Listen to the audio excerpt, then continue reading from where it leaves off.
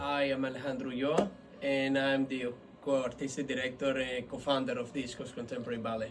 And I'm Claire Mazza. I'm the other co-founder and artistic director of East Coast Contemporary Ballet. We're a contemporary ballet company that's based in Norwalk, Connecticut. Mm-hmm. And we pride ourselves on continuing to create innovative and new works.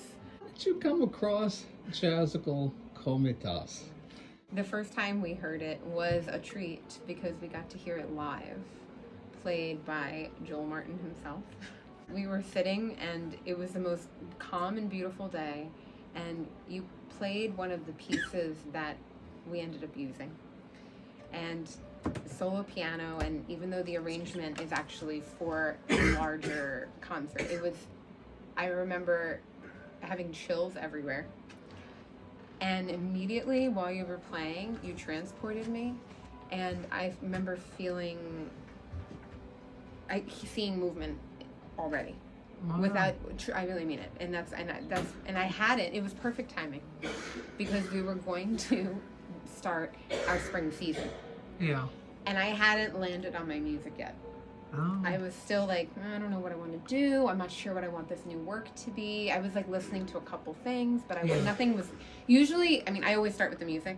That's how it always starts. And usually, I'm like, oh, that's it, and I know exactly what I wasn't sure, and I think that I wasn't supposed to be sure. Like, I needed to hear you play and know that that's what I had to do next. What is the relationship of music and dance? Everything. Dance doesn't exist without music.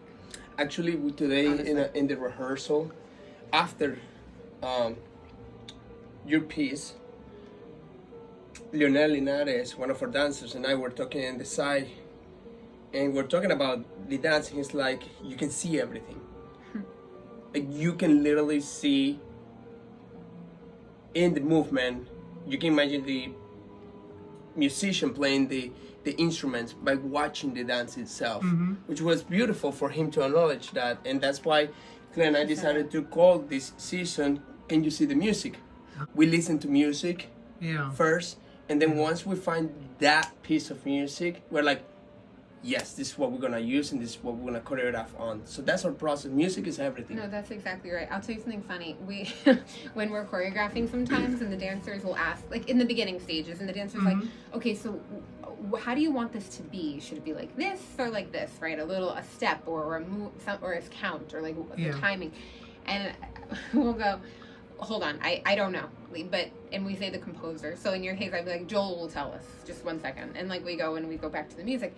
And it's kind of a joke between us now, but it's the truth, because I don't know, both of us, I don't feel like I can say this is how it has to be. Like the music tells you how it's supposed to be.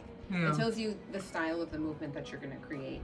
It tells you the roundness or the sharpness of the shapes you're going to create. It literally sets the tone, which maybe sounds obvious, but it's not, because some choreographers don't do that. Some people choreograph a movement abstract and then find music that goes well with it, and that's not our process, because dance is music. I was actually very surprised, honestly, when you said, oh, I would love to choreograph something, and then you said, oh, the concert's going to be in May. So what? We move fast. Well, I move fast as well. But when it's right, you don't have to move slowly. Do you know what I mean by that? Yeah, like, I do. You don't necessarily need to sit on it if it seems like the right fit, right? You might as well just take advantage and go for it. Yeah. And I'm gonna put her in the spot because she was very nervous. She was very excited, and of course I was excited. I was like, it's amazing. We know the composer. The music is amazing. And it's different. It's so different from what we're doing. This is gonna be great. But she was terrified because there's so much respect towards the beautiful music, but also on top of that, knowing the composer, there's a responsibility there. You know, you want to do justice to what you're hearing and the person that created it. Well, I understand that. But we were like, no. I told her like, you gotta go for it.